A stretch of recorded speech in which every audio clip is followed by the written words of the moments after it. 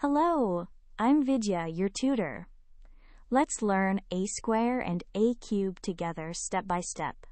When we multiply a number by itself, we get its square. 3 times its cube. This chapter explores squares, cubes, and how to reverse them with square roots and cube roots. The square of n is n times n, written n squared.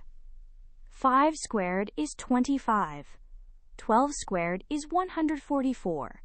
A perfect square is the square of a whole number.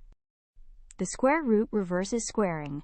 The square root of 144 is 12, because 12 squared is 144. Find the square root of 225 by prime factorization. It is 3 times 3 times 5 times 5, pairs of 3 and 5. Taking 1 from each pair gives 3 times 5, which is 15. The cube of n is n times n times n. 3 cubed is 27. 4 cubed is 64. The cube root reverses it. The cube root of 27 is 3. For the cube root of 216, factorize into 2 cubed times 3 cubed.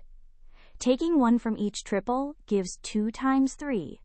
So the cube root is 6.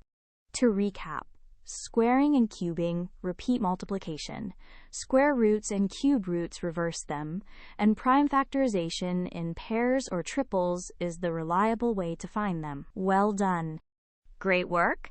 Keep learning with Vidya and visit CBSETest.com for free lessons, worked examples, and practice tests.